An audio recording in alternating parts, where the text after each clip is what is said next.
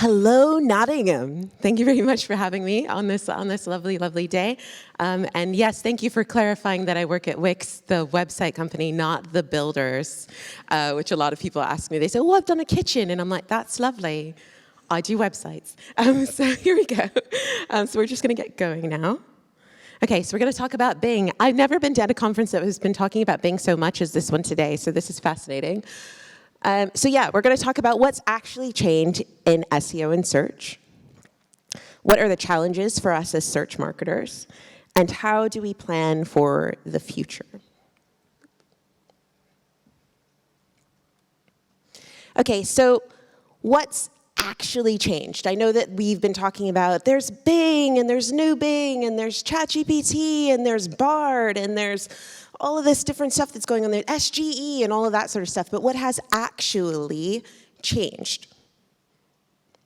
And you might be saying, like, there's bots everywhere. Everything's completely different, Crystal. What do you mean? It's a completely brand new world. But kind of. So is answering questions with AI actually new in search? I mean, have you heard of featured snippets? If you ask featured snippets to give you alternatives to birthday cake, they will go to a website, they will pull out lots of bits which are from the website, which might show in a different format. So for instance, on this one, the actual website has other bits on it, and then they've extracted it in this way. But that's been online since 2016. In 2016, Google announced that they were writing featured snippets on desktop with artificial intelligence. So that's not entirely new. Have you heard of Google Cloud? Y'all are aware of Google Cloud, the people who were like, hey, take as many pictures as you want. Yeah, fill it all up, like do what you like. And then they were like, you want to keep those pictures of your Nana, you need to subscribe. And I was like, okay, I guess I will. So those guys, they run a whole suite of tools for Google, and they use their AI for tools for business and do lots of different stuff. So they have Vision AI, which is a machine learning AI tool, which does image recognition. So some of the stuff that powers DALL-E is using a lot of those kinds of AI tooling.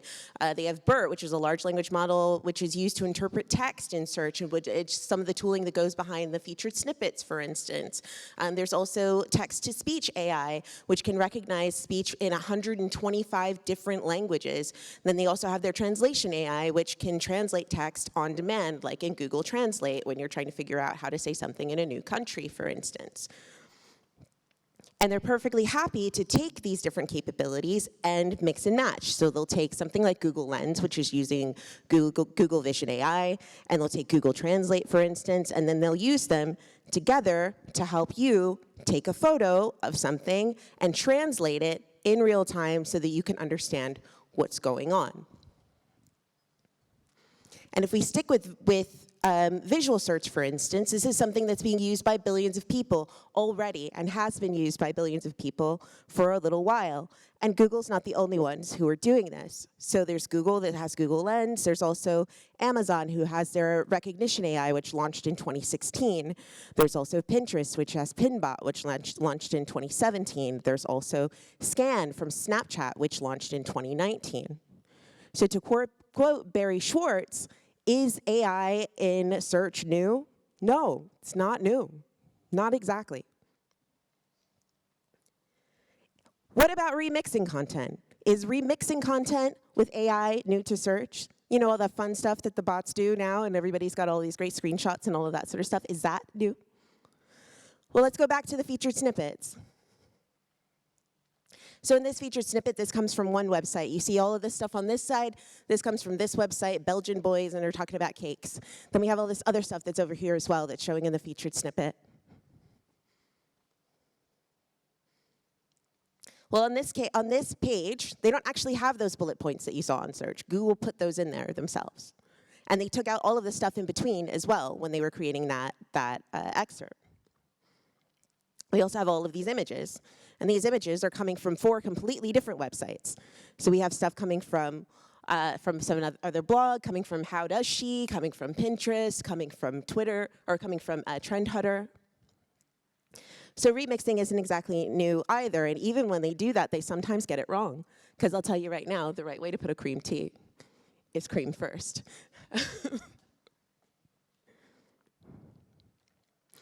And this is what Bing has been doing for a while. So this is a very, very busy SERP.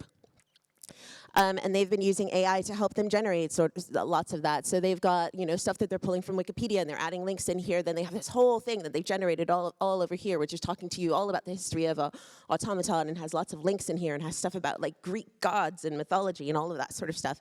And they've been doing that for a while. They've been doing that for at least over a year. So what's actually changed in SEO and search? Well, essentially what we had, the previous model has been where you have an index of old content, right? Old content that is stored and it is surfaced when people ask for it. Like the same way that you would go to a library and you would say, please can I have a copy of A Tale of Two Cities, for instance, and they would go to the shelf and they would get it out for you. And how old? This was a top-ranking post that goes back years. It's about a 13-year-old post. Google's happy to keep stuff in their index for a long, long time. Today, we're looking at a situation where you have old content, but it's actually being used to create unique, real-time content experiences right now, in real time, as people are asking for it. And that is new. So AI and standard search, queries are used to surface content. So for instance, you would ask for fruit, and then you would get back some pictures of fruit, or you get back a website, or maybe a place where you could buy some fruit. With AI generative search, queries are used to create content.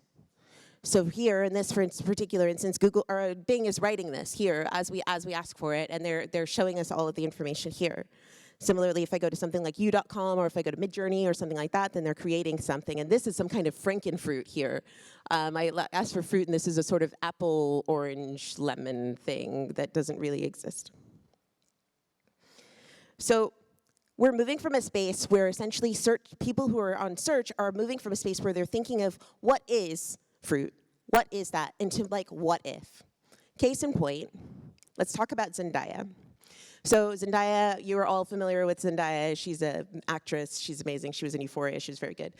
And in the 2023 Oscars, I went to see what was Zendaya wearing at the 2023 Oscars, and I came across this image.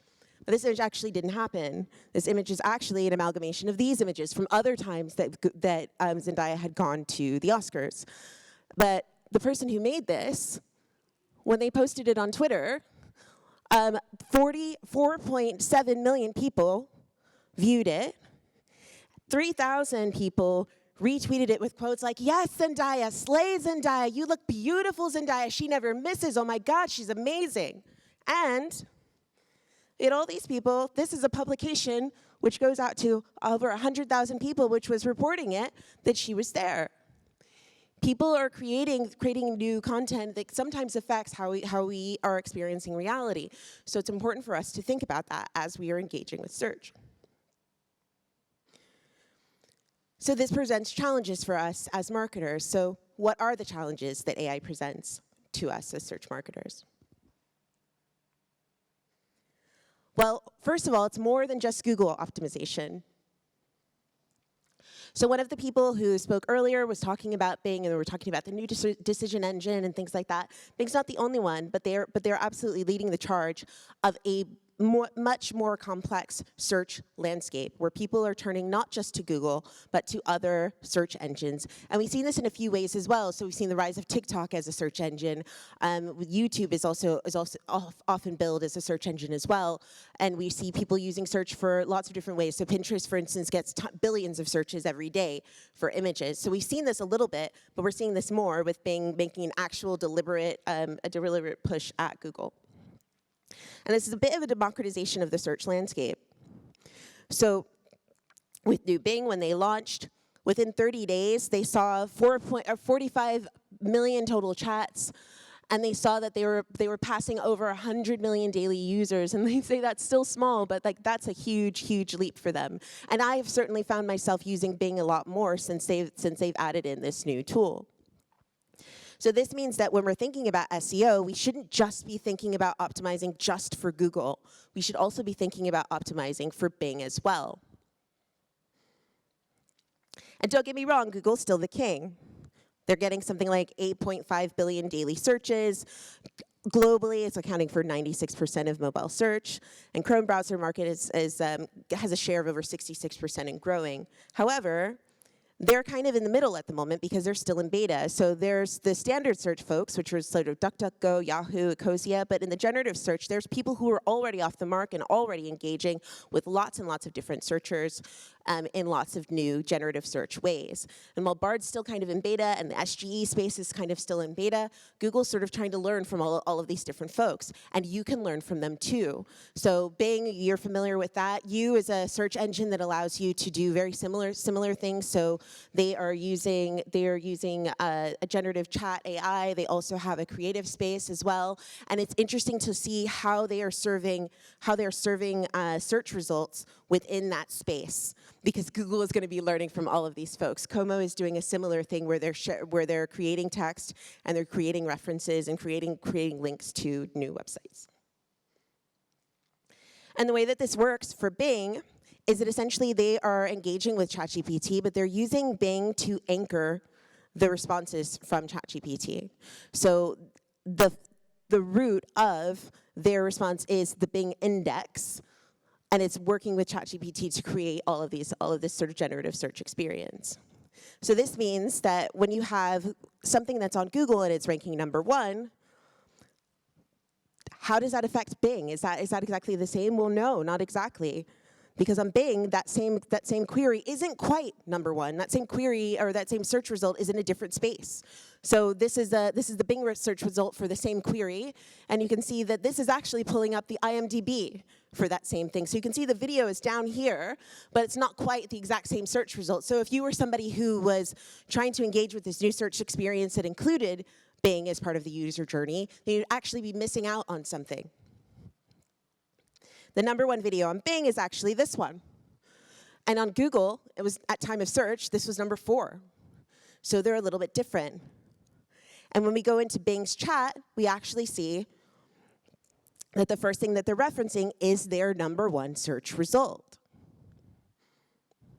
When we compare keywords across Bing and Google, we actually see that there's big differences between Bing search and Google search. So I compared 400 keywords that were top ranking on Google, and you can see that we have a question of they're ranking for the number of pages that were indexed. I saw that there was a big difference. Bing is indexing 15 times less, or 15 times fewer for the less and fewer people in the audience. 15 times fewer keywords than on Google. I also noticed that for top 10 keywords, Bing is actually performing 26 positions better for those keywords. Search position visibility is different. And then I noticed for traffic forecast, Bing is less. That makes sense. But in terms of #1 rankings, there are 164 #1 rankings for those same keywords on Google, and there were only 60 for the same keywords on Bing. So if you are trying to optimize for a rich and dynamic search experience that includes users accessing a generative search experience on Bing, don't assume that your Google rankings are going to carry over to Bing, because they probably won't. It's worth thinking about them differently. So you must also rank on old Bing in order to rank in the search results for new generative Bing. And this also goes for new Google. So when we're thinking about Bard and the SGE and all of that sort of stuff, they are building on the tools that they have had before. So they're building on their featured snippet knowledge. They're building on how they've been remixing with featured snippets and how they've been creating content there.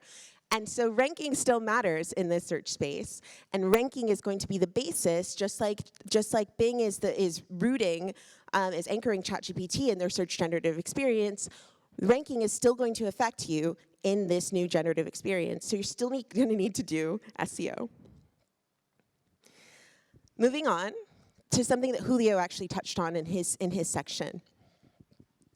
He was saying that humans are going to matter a bit more, and I agree. So I think it's going to be a question of, there's lots of people who can spout, wax poetical about whatever facts and say lots of facts and say lots of statements and speak really articulately and things like that. However, who you are is going to matter a lot, almost as much as what you know in this new space. If you look at a ChatGPT screenshot as we've seen hundreds and hundreds and hundreds of them from now on. You get this sort of general sort of AI blah, right? So ChatGPT does all of that sort of stuff. But one of the things that's really striking about this, which I always notice, is there's no references. There's no references, and I'm not the person to point that out. And LLMs are trained on millions of pieces of content. They've read like every book that's ever been published online. And they often don't know what's fact. So it's actually very difficult for them to provide references. So you can ask them things that aren't even true, like what is the world record for crossing the English foot entirely, or the English Channel entirely on foot, and they will wax poetical about that and give you a full answer. But you couldn't possibly give an answer because they don't know what it is, and they can't check the references even when people with their own eyes can very clearly see where they're getting the references from, and report them for it. So this is one of the reasons why Julio was absolutely on the money when he was talking about thinking about people as part of the search experience and thinking about your credibility as part of the search experience. And it's why Google, not long after ChatGPT hit fever pitch in the autumn, they added an additional E onto their EAT guidance. So they added in a bit of guidance for experience. But essentially, all of those things all revolve around trust. So experience, expertise, authoritativeness, they all revolve around trust. And people like Aleda Solis, for instance, within the SEO industry, she absolutely hinges a lot of her information on trust. She has good respectability within the community. People know who she is. She has a following. She has an e-commerce, or she has a newsletter that goes out to thousands of people. She has a large social media following, and people know that she values good information and that she wants to make sure that the people that follow her get good information. And that means that when people look for quality information, they will go to her, because they value her expertise and her authority amongst all of the noise of, all of this content that's being created and being spun up around with generative AI. So how do we plan for the future? So remember that users expect to be able to create and converse as they consume content. So don't assume that you can just put something up on your webpage and that people won't expect to be able to interact with it with sort of user-generated content or a chat or a live feature or that sort of thing. Optimize for a diversified search experience. Don't assume that you can only rely on Google, because there's going to be lots of ways that people are engaging with search, including on Bing, but also including on other search engines as well. Invest in building brand relationships so that people know that you have quality to your content and that you have standards for the kind of content that you're creating. And invest in building brand communities so that people know that you're a place to go to and that you're a place that can help them with whatever they need. And with that, I thank you, and good day.